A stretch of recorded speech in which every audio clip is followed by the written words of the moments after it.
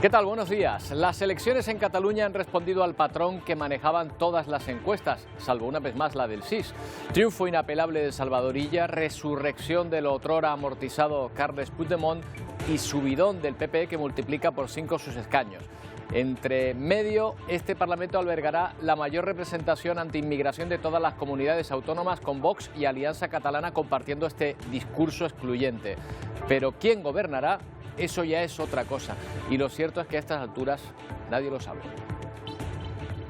Esta nueva etapa que abre hoy Cataluña será una etapa para todos los catalanes y las catalanas. ¿Qué puede ocurrir? A ver, la mayoría más holgada uniría a las izquierdas de PSC, Esquerra y los comunes, pero no está claro que los independentistas apuesten por esa fórmula. Puigdemont tiene otra propuesta: gobernar en minoría con Esquerra, con la esperanza de que Sánchez acepte el trueque por el apoyo de Junts a su gobierno en Madrid, pero tendría un coste muy grande en el PSC. La unión de constitucionalistas está descartada, aunque formarían mayoría, así que la tercera opción más realista sería la repetición electoral. Por lo demás, todo muy normal. El líder del partido ganador no sabe si podrá gobernar, el líder del segundo partido quiere gobernar pero no puede entrar en España, y el líder del tercer partido no sabe si ha sido castigado por acercarse al PSC o por un hartazgo independentista y no sabe a quién apoyar. En fin, esta es la foto del nuevo Parlamento de Cataluña. Los socialistas del PSC han ganado las elecciones. Salvador Illa, 42 escaños. Junts supera a Esquerra. Se queda como primera opción del independentismo. Puigdemont logra 35 diputados. Esquerra, tras su caída, se queda con 20, perdiendo buena parte de las ganancias que tenía en la anterior legislatura. En el bloque de la derecha, el PP supera a Vox, pasa a 15 escaños, son los que más crecen. Vox mantiene sus 11 actas, Comuns, Sumar se queda con 6 y Alianza Catalana, la extrema derecha independentista, entra con 2 escaños en el Parlamento. Ciudadanos desaparece. Después de que los socialistas catalanes del PSC hayan conseguido su mejor resultado electoral en Cataluña con el mayor número de votos, más de 800.000, y de escaños, 42, Salvador Illa asumió su compromiso de llegar a ser presidente de la Generalitat. Nos haremos escuchar educadamente, participaremos en lo que tengamos que participar, siempre con un ánimo constructivo y de colaboración, y haremos que Cataluña avance. El bloque independentista obtuvo su peor resultado de las últimas 4 décadas. Eso sí, Junts aumenta de 33 a 35 escaños y su líder, Carles Puigdemont, no renuncia a un gobierno nacionalista. Estem en condicions de construir un govern sòlid d'obediència netament catalana. I a aquest propòsit dedicarem les properes hores i els propers dies. Esquerra Republicana de Cataluña ha pasado de tener 33 a 20 diputados en el Parlamento. El presidente en funciones, Pere Aragonès, asume el mal resultado electoral. Treballarem per continuar amb el nostre projecte polític i ho farem en el lloc on la ciutadania ha decidit que estiguem, a l'oposició. El Partido Popular, por su parte, quintuplica su resultado de 2021, llega a los 15 escaños y remarca el fin del procés. Hemos logrado que el separatismo no sume en Cataluña, un objetivo que hasta hacía poco parecía una quimera. Los catalanes, y este es el mandato esencial de estas elecciones, han finiquitado el proceso en las urnas.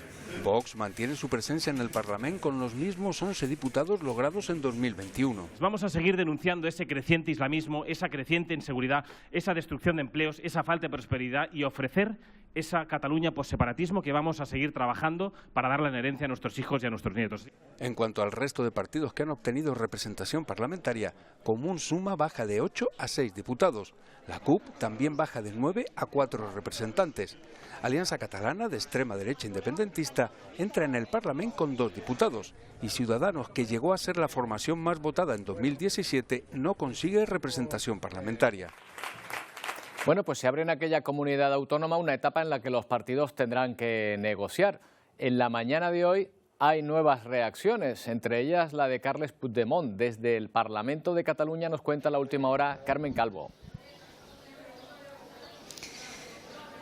Futuro incierto en la Generalitat de Cataluña tras esta intensa jornada electoral que daba la victoria clara al PSC con Illa a la cabeza, pero que ha dejado en el aire la gobernabilidad una vez que el candidato de Esquerra Republicana, Pere Aragonés, con el que Illa podía haber formado un gobierno junto con los comunes Sumar, aseguraba que se quedaba en la oposición. Y por otro lado, Carles Puigdemont, que ha anunciado esta mañana su intención de presentarse a la investidura para formar un gobierno independentista, anuncia que ya ha iniciado conversaciones con Esquerra Republicana, entre los dos suman 55 escaños y pide a otras fuerzas políticas que le apoyen para hacer posible ese gobierno independentista. En Madrid, Pedro Sánchez encabeza la reunión de la Ejecutiva Federal para valorar el resultado de las elecciones catalanas y en el Partido Popular están convencidos de que el presidente del Gobierno dejará caer a Salvador Illa para poder seguir en la Moncloa, para poder seguir al frente del Gobierno gracias a sus pactos con Puigdemont. Gracias, Carmen. Bueno, pues vamos a escuchar a Puigdemont precisamente en esa rueda de prensa a la que hacía referencia nuestra compañera. Ha hablado desde Francia, esto es lo que ha dicho. Anunciar la meva intenció de presentar la meva candidatura a la presidència de la Generalitat en el debat d'investidura. Ahí está, confirma que quien se va a presentar a la investidura es él. Dice Puigdemont que tiene opciones de ser presidente en una segunda vuelta, cuenta con el apoyo de Esquerra Republicana y de la CUP. Con ellos no alcanzaría la mayoría absoluta, que son 68 diputados, se quedaría en 59, pero Puigdemont cree que sería suficiente para ser investido y para formar gobierno. Es decir, que Puigdemont cree que el PSC, Salvador Illa, no se atrevería a descabalgarlo de ese gobierno en minoría. También ha dicho el candidato de Junts que ha hablado con Esquerra y que no ha llamado al ganador de las elecciones porque ha dicho ni siquiera tiene su teléfono. Bueno, pues ya ven que está la cosa un poco complicada. Rafael Álvarez Gil, doctor en Derecho, analista político. ¿Qué tal, Rafa? ¿Cómo estás? Buenos días. Buenos días, Roberto. Menudo sudoku. Bueno, la comparación es el sudoku, pero yo veo aquí una mano de envite en la que Puigdemont tiene los triunfos, ¿eh? Sí, tiene pinta a órdago y él es consciente que tiene buenas cartas. Es la última batalla de Puigdemont y si va a morir políticamente, lo hará matando. Él ya advirtió en campaña que o presidente o nada. Y es capaz de todo en la medida que el periplo político y personal suyo es el que es. En su autodenominado exilio ya lleva la friolera de 6 o 7 años. Y el proceso desde 2017, el 1 de octubre, más los antecedentes, una década de inestabilidad política de carácter sistémico, tanto en Cataluña como en el conjunto del Estado. España necesita estabilizar constitucionalmente Cataluña, o de lo contrario no podrá estabilizarse a sí misma. Cataluña no tiene el peso suficiente para una ruptura independentista, pero sí ostenta para bloquear del todo la cuestión de la política estatal en Madrid. Y en ese contexto va a ampliar sus cartas. Claro, y en ese contexto... Sí. Rafa, en ese contexto, bueno, parecería consecuencia lógica de los acuerdos alcanzados hasta ahora entre Sánchez y Puigdemont. Hasta ahora Sánchez ha supeditado a las exigencias de Puigdemont, pero ¿crees que el PSC pasaría por permitirle gobernar? ¿No le dejaría en una posición muy difícil? Y tanto que sí. Esto me recuerda en términos canarios, salvando las distancias debidas, a aquella victoria en 2007 de Juan Fernando López Aguilar de 26 escaños sobre 60, una gran victoria del Partido Socialista que no cuajó luego en un pacto de gobierno. Y Puigdemont tiene la sartén por el mango en Madrid. Y si el PSOE quiere estabilizar Cataluña y que Puigdemont no sea tan independentista para resucitar el espíritu de lo que era convergencia y unión, pues en ese contexto pues tiene que llevar a cabo una posición institucional por la cual ser consciente que necesita ir de la mano de Esquerra Republicana de Cataluña. Otra de las opciones era el apoyo de Esquerra a Illa junto a los comunes. ¿Ves opciones al tripartito? No, Roberto, vamos a ver. Aquí lo que no se puede es llevar a cabo un tripartito sin más al estilo de Pascual Maragall o Montilla. O sea, eso no se puede reeditar sin más. anoche fue el titular y es verdad que para Sánchez es una alegría, es una victoria y por tanto debe celebrarlo. Pero eso no implica per se una gobernabilidad ipso facto en el sentido que ese tripartito no tiene la pieza de Esquerra. O sea, Esquerra Republicana de Cataluña tiene una pieza muy complicada de gestionar. Tiene que irse a la oposición, no puede entrar en el gobierno, si acaso en el mejor de los supuestos para Sánchez facilitar la investidura en cuanto que no le interesa a Esquerra una repetición electoral, pero seguramente tampoco al PSC, porque los resultados de Salvador Illa es que ya mejores difícilmente serían. ¿Queremos un Puigdemont independentista o queremos un Puigdemont en modo convergencia y unión de la época de Pujol? Esa es la gran clave sistémica a despejar en Madrid. Yo creo que lo que va a hacer Puigdemont, aparte de embarrar el campo en términos futbolísticos, es ganar tiempo. Es decir, el cronómetro corre a su favor y corre en contra de Sánchez. Puigdemont esperará primero a ver qué ocurre en los comicios europeos.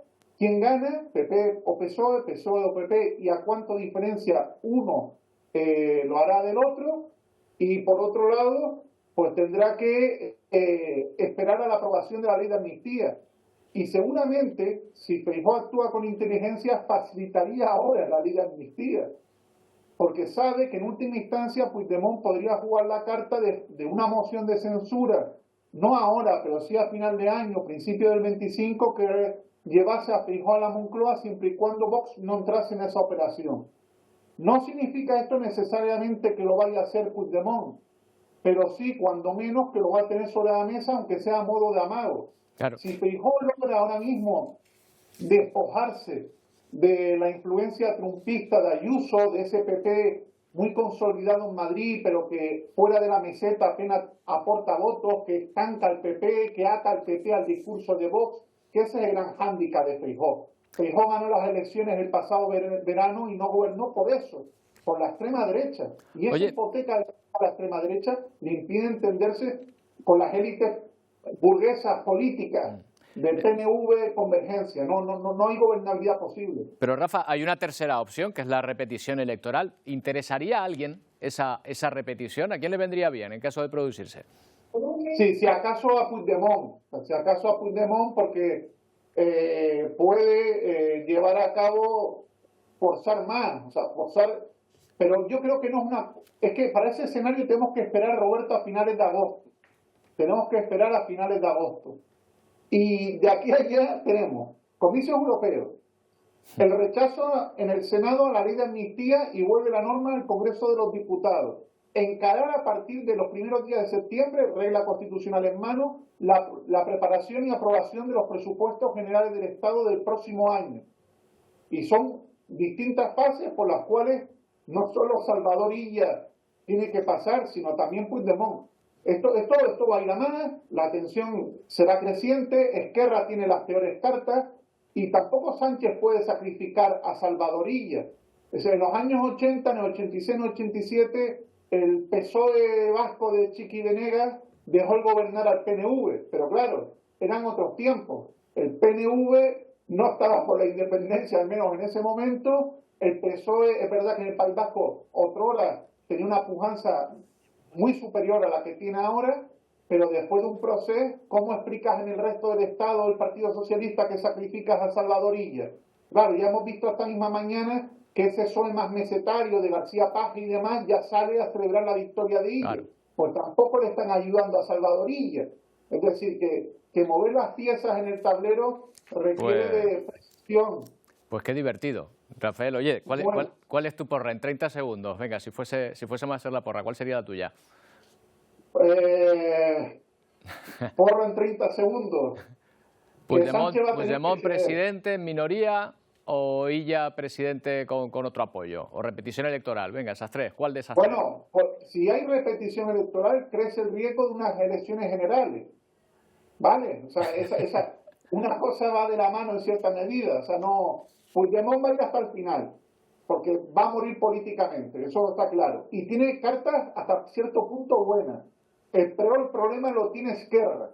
Y Sánchez, en el peor de los escenarios, pues si tengo que que darme la victoria, que no cojan gobierno y tienen que venir elecciones generales porque viniesen. Pero esta tensión y este pulso es mayúsculo, no es un órgano cualquiera que Puigdemont. Puigdemont no va a volver de su autodenominado exilio para facilitar un gobierno de salvadorilla, eso hay que entenderlo. Lo que está claro, Rafael, es que cualquiera que sea al final la decisión, no va a ser gratis para prácticamente ninguno de los partidos ahora mismo en liza, ni para PSC ni para los independentistas. Veremos qué es lo que ocurre, pero la actualidad política, pasando ahora por Cataluña, apasionante. Gracias, Rafa, un abrazo.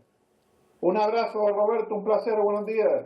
Bueno, de la actualidad de nuestro país, para fijarnos en lo que ocurre en la Franja de Gaza, donde la situación humanitaria es cada vez más insostenible. A la escasez de alimentos, agua y medicamentos se suma el colapso de los pocos hospitales que permanecen en pie. La presión de Estados Unidos ha obligado a Israel a abrir un nuevo paso en el norte para entregar ayuda a los palestinos. Las imágenes han sido difundidas por el propio ejército hebreo. El gobierno de Netanyahu dice haber suministrado harina a la población al tiempo que asfixia a los gazatíes en el sur, donde mantiene cerrado el cruce de Rafah. En las últimas horas las tropas israelíes han recrudecido su ofensiva sobre la franja. Las tropas de Israel no solo presionan en Rafah, en el sur, también han vuelto a operar en otros puntos del enclave. Zaguaira o Magaz, en el centro, han sido bombardeados. Los proyectiles han caído también sobre el norte, en zonas en las que el ejército dio por terminada la presencia de Hamás hace meses, pero en las que ahora afirman haber detectado lo que llaman tentativa de la milicia de reconstruirse. Familias enteras tratan de llegar a la llamada área humanitaria de Al-Mawasi en la costa de Gaza. Cargados con escasas pertenencias, buscan un nuevo refugio en esta zona. La mayoría vienen de Rafah y no es la primera vez que se ven obligados a desplazarse. Tengo que irme, cuenta este palestino.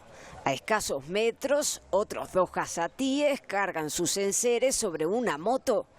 Los hay que también vienen desde Jabalia. Cada día estamos en una zona diferente, una vez en el norte, otra en el sur y otra a la derecha. No sabemos a dónde ir, lamenta Mohamed.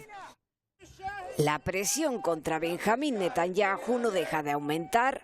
Egipto ha anunciado que va a apoyar la demanda interpuesta por Sudáfrica contra Israel ante la Corte Internacional de Justicia por presuntos crímenes de genocidio.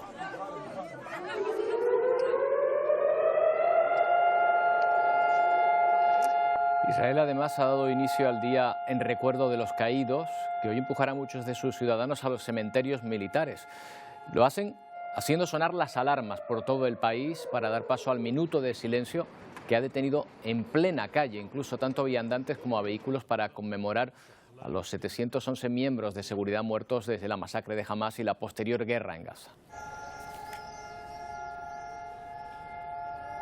A uno y otro lado de la frontera sur entre Rusia y Ucrania se suceden los ataques en las poblaciones próximas a Kharkov, la segunda ciudad ucraniana en importancia. Se producen evacuaciones, mientras en el lado ruso ascienden a 15 los muertos por un ataque ucraniano. Se escuchan los disparos tan cerca que toca dar portazo y marcharse. En la localidad de Voschansk, en plena frontera con Rusia, donde la policía desaloja a unos civiles incrédulos ante lo que pasa. Creíamos que nuestro ejército contendría este ataque, dice esta mujer mientras abandona su hogar. Estamos prestando especial atención al área de Kharkov, con pueblos que han pasado a ser zona de ataque, dice el presidente ucraniano Zelensky, y lo confirman los que llegan desde esa zona, como este hombre, que perdió los dedos de su mano por los disparos rusos mientras cerraba la puerta de su casa y se marchaba. Mientras en Kharkov, la segunda ciudad más importante de Ucrania, relativa calma. Kharkov resistirá, dice esta joven, con un frente de guerra que está a unos pocos kilómetros. Es la zona donde más se intensifican los ataques por ambos bandos. De hecho, este hombre ha sido rescatado de un edificio destruido en Belgorod, ya en Rusia, tras un ataque ucraniano que dejó 15 muertos. La guerra que se estanca tras más de 2 años de combate y Putin que decide dar un cambio en la dirección de sus ejércitos. nada menos que sustituyendo al actual ministro de Defensa, Sergei Shoigu, un habitual en los gobiernos de Putin, que será destituido de su cargo, aunque con otro destino, la Secretaría del Consejo de Seguridad, lo que viene a ser una patada hacia arriba. Su sustituto y próximo responsable de la ofensiva en Ucrania será un civil, Andrei Belousov, que a sus 65 años ya había sido ministro, aunque de Desarrollo Económico. El este de la República Democrática del Congo vive atrapado en un bucle de conflictos que se remonta hace más de 3 décadas. Por aquí operan actualmente casi un centenar de grupos armados distintos, 6 millones de desplazados. Nos hemos acercado a la historia de Beatriz, una campesina que sufre los horrores de la guerra que no cesan. Junto a algunos de los grandes lagos de África, con zonas de muy difícil acceso y plagada de recursos naturales, se vive en una de las zonas más inestables del planeta. La guerra y los ataques es el pan nuestro de cada día. Beatriz, que ha vivido y comido de la tierra, lo sabe perfectamente. Lleva casi toda su vida sufriendo la inestabilidad que generan los grupos armados. El pasado mes, en Binza, al este del Congo, el grupo rebelde Movimiento 23 de marzo mató a su marido. Ni siquiera pudo enterrarlo. No sé por qué esos rebeldes están luchando. Nunca he llegado a hablar con ellos. Pensó entonces que sus hijos podrían ser los siguientes en morir, así que hizo lo único que le quedaba, huir. Huir hasta Uganda con sus pequeños, cansados, con hambre. Ella no les dejó parar. En Bunagana, uno de los puestos fronterizos que separan el Congo de Uganda, ha encontrado algo de seguridad, pero no tranquilidad. Para ella es un sitio de paso, también lo es para otros compatriotas. Creo que nunca habrá paz, hemos nacido y crecido en una guerra y ahora nuestros hijos no pueden recibir una buena educación, agrega Judita Tako Wakora, otra refugiada. Según las autoridades ugandesas, en lo que va de año, unos 50 congoleños cruzan cada hora su frontera para dejar atrás las batallas. En los 2 últimos años, más de 1,5 millones de personas han sido desplazadas. Hablamos con Pepe Naranjo, nuestro corresponsal en África, en Senegal concretamente. ¿Qué tal, Pepe? Buenos días. Hola, buenos días. Bueno, esto de Congo ya lo hemos comentado en alguna ocasión. Fíjate, un centenar de grupos armados y un país que parece vivir de alguna manera maldito por la riqueza de sus recursos, ¿no? Sí, la verdad es que Congo es una de las grandes guerras olvidadas, entre comillas, ¿no? Porque se habla poco, el espacio mediático está ocupado por otros conflictos y sin embargo es terrible. Estamos hablando de más de 3 décadas de conflicto en la zona este, sobre todo en el Kivu Norte, Ituri, Kivu del Sur, y con el foco en la ciudad de Goma o en la zona de Goma. Hay millones de personas que han huido de sus hogares en todos estos años, un conflicto que hunde sus raíces en el genocidio de Ruanda y que tiene en este momento como uno de los grupos rebeldes más importantes al M23, que se citaba en el reportaje, que es una guerrilla formada sobre todo por tutsis y financiada, según Naciones Unidas, por Ruanda. Con lo cual estamos hablando de un conflicto que tiene también una dimensión internacional. Pero el sufrimiento de la población, cuando uno va a Goma, lo que se encuentra es una ciudad rodeada de refugiados y desplazados internos.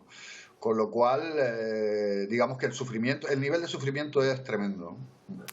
Otra guerra civil que afecta desde 2023 a Sudán. Más del 95% de la población sufre hambre a diario en este país y se está ya advirtiendo de la que podría ser la peor hambruna en 30 años y la mayor catástrofe humanitaria ahora mismo. Además, Human Rights Watch acaba de publicar un informe que confirma una limpieza étnica que se estaría produciendo en la zona de Darfur, que es una región al oeste del país, ¿verdad? Sí, ya tuvimos hace 20 años un genocidio en Darfur y ahora todos los indicios apuntan a que estamos ante un nuevo intento de genocidio. Poblaciones, sobre todo negras, como los masalit, una etnia que se llama los masalit, que están sufriendo asesinatos, ejecuciones, abusos sexuales, violaciones, matanzas de mujeres y niños, por las fuerzas de apoyo rápido, que es uno de los contendientes en esta guerra civil que vive Sudán desde hace más de un año y que, como en el caso del Congo, es una guerra que desgraciadamente no está teniendo la atención internacional y por tanto las necesidades humanitarias, como comentabas, no se están cubriendo. Es un conflicto que también está provocando millones de desplazados a países y de refugiados a países vecinos como Chad, Sudán del Sur, Etiopía, y que no hay en este momento los fondos necesarios para atenderlos. Ese olvido quizás sea lo más terrible, ¿no?, de esta guerra. ¿Quién está ejerciendo la limpieza étnica sobre quién? O sea, ¿qué comunidades serían las que están siendo desplazadas y asesinadas? Pues son las fuerzas de apoyo rápido dirigidas por el general Hemedti, que son fundamentalmente, están formadas por poblaciones árabes, están cometiendo asesinatos indiscriminados, ejecuciones sumarias y todo tipo de masacres contra poblaciones negras, que fundamentalmente son los masalit, que es una etnia que vive en la zona del Jeneina, en Darfur Occidental. O sea que se repite la historia de hace 20 años, que son poblaciones árabes formadas sobre todo por pastores, ganaderos, etcétera, contra agricultores sedentarios negros, los masalit. Bueno, y la hambruna ahí de escenario de fondo para esta auténtica catástrofe. Y otra cuestión que nos lleva ahí a Senegal, donde te encuentras. El nuevo gobierno ha publicado la lista de barcos industriales que están pescando en esa zona de la costa africana. Hablamos hace unas semanas precisamente contigo de la queja de los pescadores locales porque están esquilmando, según ellos, barcos de otros países la pesca tradicional. Parece que esto es cierto, pero ojo, a lo mejor los culpables son otros países diferentes a los de la Unión Europea, ¿no?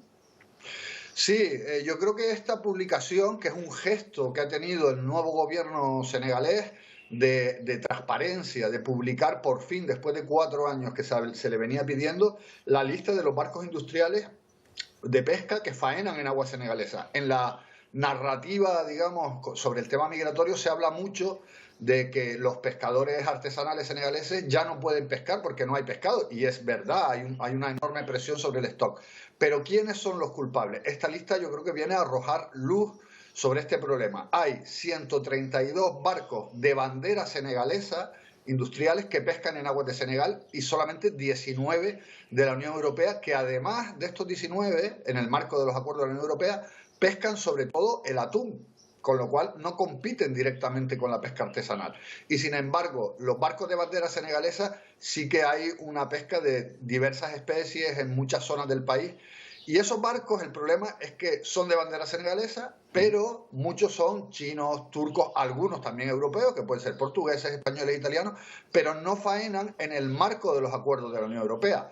Con lo cual, ahora ya lo que se está planteando en la opinión pública senegalesa es pedirle responsabilidades a las autoridades senegalesas para que reduzcan esa lista y que no se produzca esa presión sobre el stock. Claro, y haber permitido además esta situación, que como decimos está esquilmando una de las principales fuentes de riqueza para estas familias senegalesas. Y esto tiene muchas consecuencias también con lo que estamos viviendo aquí, con la salida de muchísimas personas, el éxodo de muchísimas personas de Senegal, Pepe.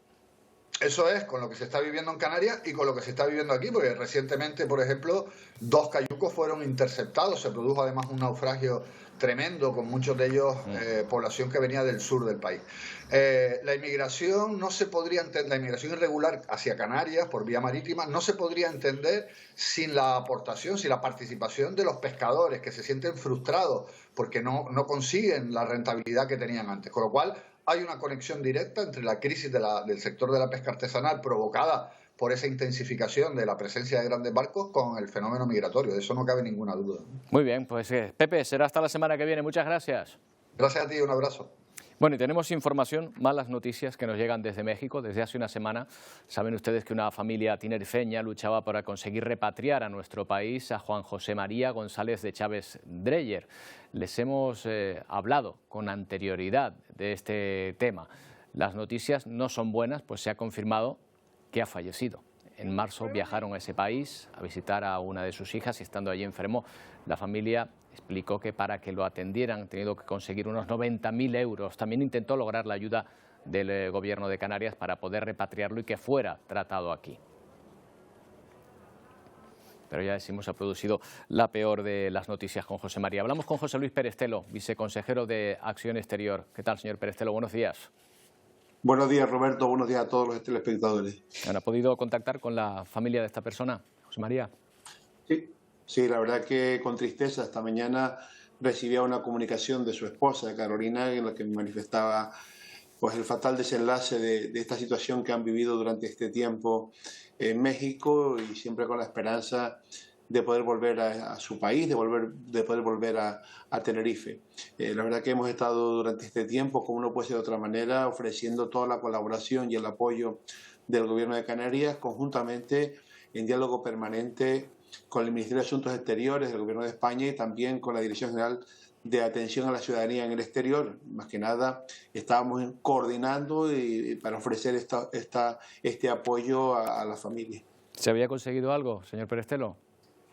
Bueno, habíamos conseguido esa puesta a disposición de Asuntos Exteriores. Me consta que la cónsul general de España en Monterrey se había puesto en contacto con la familia, había una primera parte de apoyo incluso jurídico en un primer momento, y luego también, por supuesto, la predisposición a colaborar. Esperábamos, confiábamos en que este lunes podríamos tener noticias positivas que nos permitieran garantizar el traslado desde México a Canarias, y la verdad que nos hemos despertado con esta triste noticia. Al final no ha dado tiempo. Bueno, las comparaciones son inevitables. Semanas antes, un ciudadano vasco en una situación similar en Tailandia recibió la ayuda del ejército, que envió un avión medicalizado en su búsqueda. ¿Por qué en este caso no se hizo lo mismo? ¿Llegaron a entrar en conversaciones ustedes con el Ministerio de Defensa? Bien, vamos a ver, nosotros hay que tener en cuenta que nosotros conocemos la noticia fundamentalmente a través de los medios de comunicación. Nosotros no tenemos ninguna constancia de ninguna petición de la familia en relación con esta situación. Conocemos la noticia, a través de los propios medios de comunicación contactamos con la familia y ofrecemos, como no puede ser de otra manera, la colaboración del Gobierno de Canarias. Paralelamente me pongo en contacto con el Ministerio de Asuntos Exteriores del Gobierno de España, que es quien lleva las relaciones consulares. Ellos me manifiestan que la cónsul en Monterrey está a disposición de la familia desde el primer día, algo que me confirma también la familia en el contacto que yo mantengo con ellos durante estos días. Y también, como digo, la Dirección General de Atención a la Ciudadanía en el Exterior, pues me pongo en contacto con ellos porque había que mover alguna logística para poder proceder al traslado, bien sea en avión medicalizado o en un avión regular. La propia familia la que nos está planteando una situación que en aquel momento imposibilitaba su desplazamiento. La verdad que yo personalmente no he entrado en cuestiones de tipo técnico ni siquiera sanitario, porque eso más bien corresponde lógicamente al Gobierno de España a través de la oficina consular, a través del Consulado de Monterrey, en función también de la propia Embajada de España en México. En todo caso, lo que nosotros hacemos siempre es predisposición, puesta a disposición de los medios que tiene el Gobierno de Canarias para atender a la familia en lo que sea necesario. Bueno, pues ahí está esa mala noticia con esta persona, Juan José María, de quien estamos hablando y quien estaba en México tratando de volver a las islas. José Luis Perestelo, viceconsejero de Acción Exterior. Gracias, buenos días. Gracias a ustedes, buen día para todos. Bueno, pues vamos con otros asuntos, sin perder de vista esta y la situación que se ha producido en este caso. Pero vamos a hacer una pausa y a la vuelta hablaremos de auroras boreales. Normalmente hay que acercarse a los polos para verlos, pero la enorme actividad del Sol en los últimos días nos ha permitido ver este fenómeno mucho más al sur, desde la península e incluso levemente desde Canarias. Un espectáculo, sin duda, pero ¿por qué se producen estas auroras boreales ahora y tan cerca? ¿Y corremos algún riesgo ante una actividad electromagnética tan elevada? Estas y otras respuestas en un momento.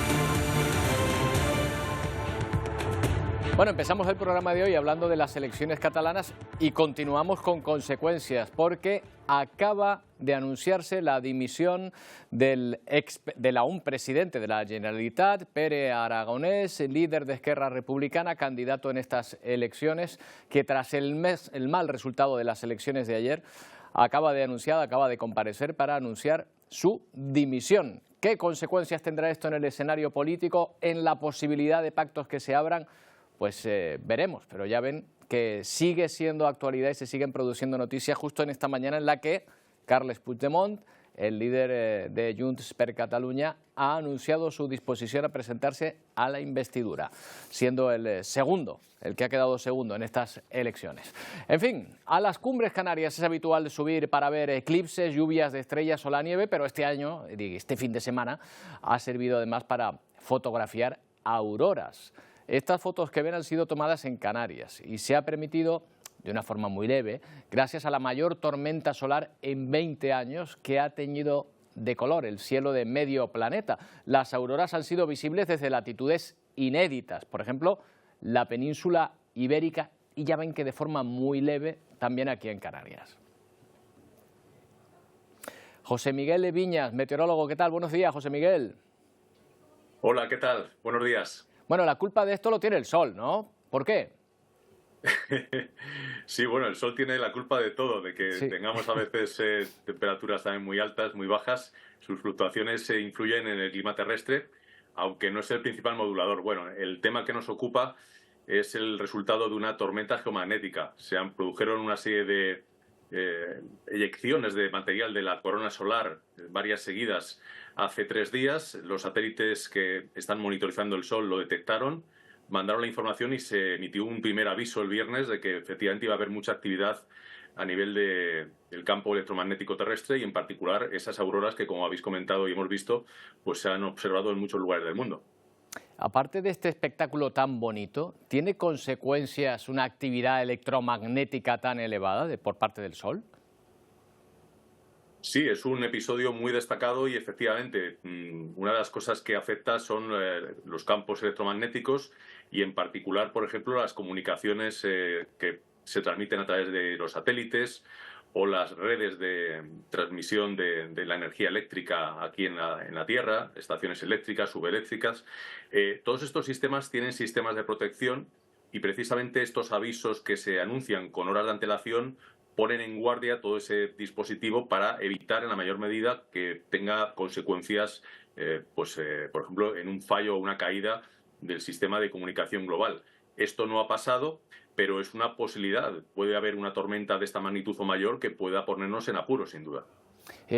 ¿Es previsible? Es decir, hay ciclos solares que nos llevan a augurar que a lo mejor en esta época se iba a producir una actividad solar de este tipo, ¿o no? ¿Esto es algo que hace el Sol sin que nadie sepa exactamente por qué ni en qué momento? Sí, el Sol tiene una serie de ciclos. El más conocido es el de 11 años. Ahora mismo estamos en la fase inicial que culminará con un máximo de actividad solar. Veníamos de un mínimo. Durante los periodos de mínimo solar, pues hay menos actividad y es menos probable que se produzca una tormenta geomagnética de esta magnitud.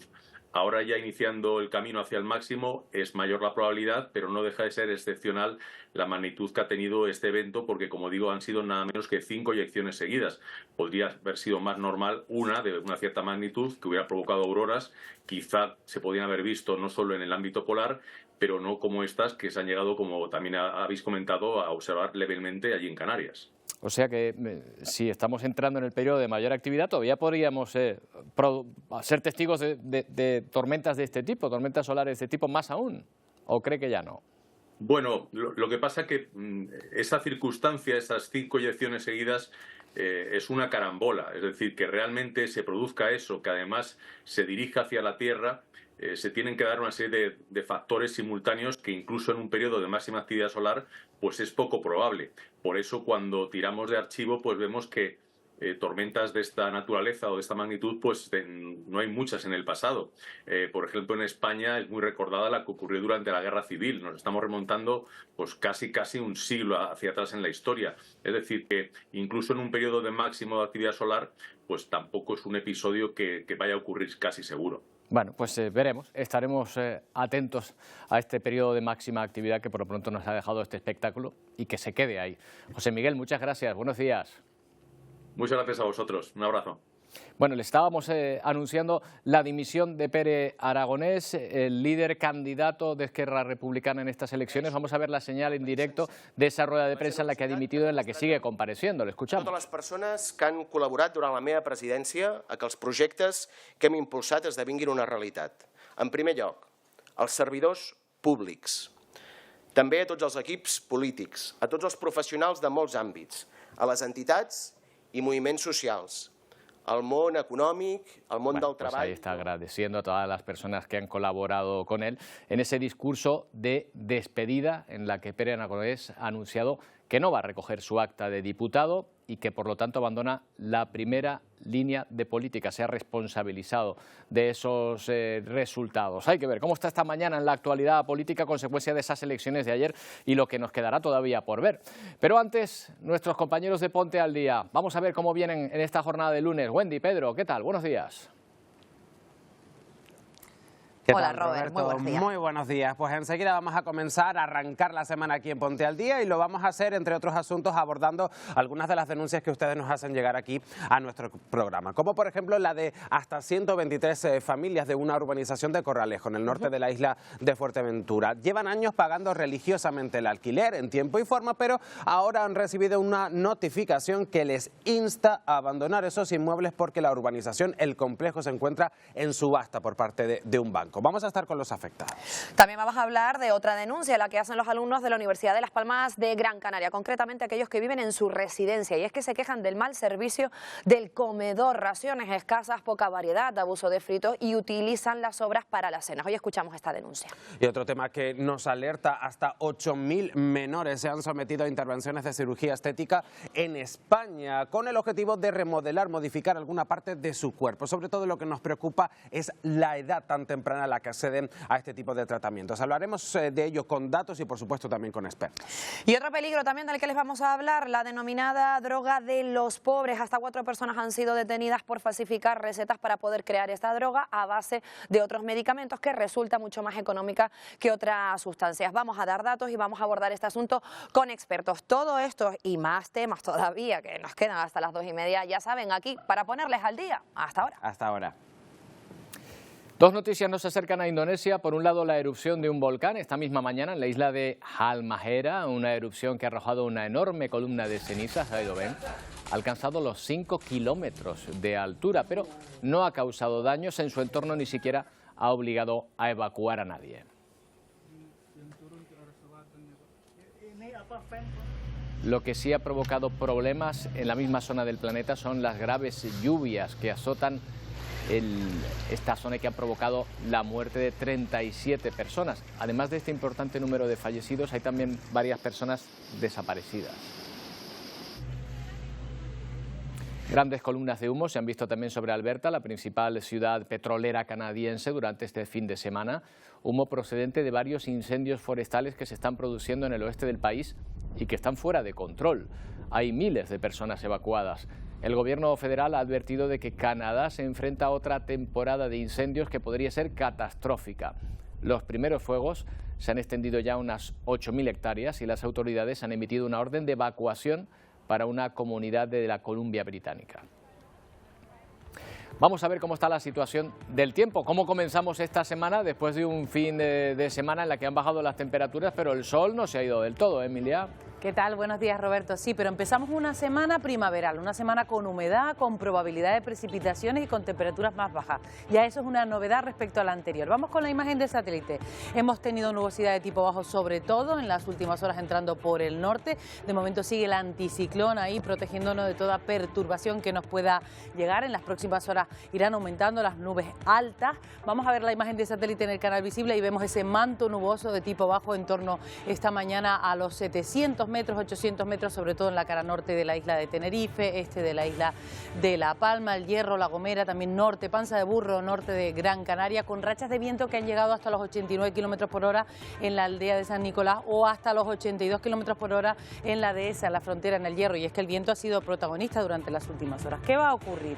Lo que va a ocurrir es que ese anticiclón se va a situar en el entorno de las Azores, se va a desviar un poquito y va a generar un pasillo para que llegue viento del norte y nordeste eclipse que haga descender las temperaturas, y nosotros aquí en el archipiélago lo vamos a notar el miércoles. En la península ya en la proximidad de una perturbación va a complicar el tiempo. Aquí de momento lo más que vamos a notar es aumento de humedad, descenso térmico y probabilidad de precipitaciones el miércoles, aunque no va a ser de una forma destacada. El viento sigue soplando con intensidad.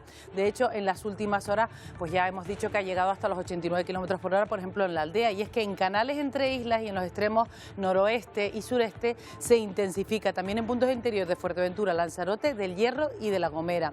Estamos de hecho en prealerta por fenómeno costero por los canales entre islas, porque en el mar también ese viento sopla con intensidad. El miércoles a primera y a última hora esas rachas de viento van a seguir soplando con cierta intensidad. Precaución por tanto.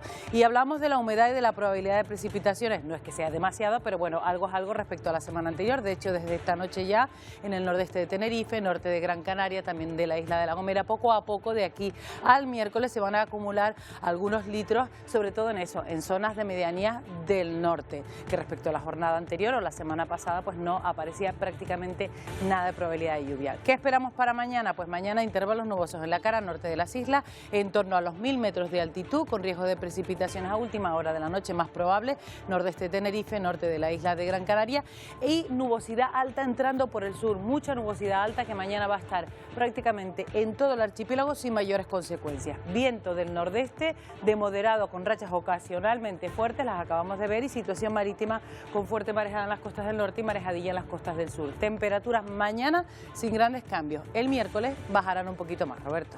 Bueno, pues así comienza esta semana, un poquito más húmeda, como has dicho, Emilia, más primaveral. Más fresquita, sí. Será hasta mañana. Hasta mañana. Y hoy nos despedimos con ese gran espectáculo del que hemos hablado y que ha podido ver en gran parte del planeta. Normalmente solo en los polos, pero miren, durante toda la noche del viernes y este fin de semana, pues hemos podido ver esas auroras boreales. Estas son todo imágenes de fuera de Canarias, donde tampoco suelen ver auroras y han podido gozar de este espectáculo. Así nos despedimos. Volvemos mañana a partir de las 11 en una nueva edición de Atlántico Noticias. Adiós, feliz día.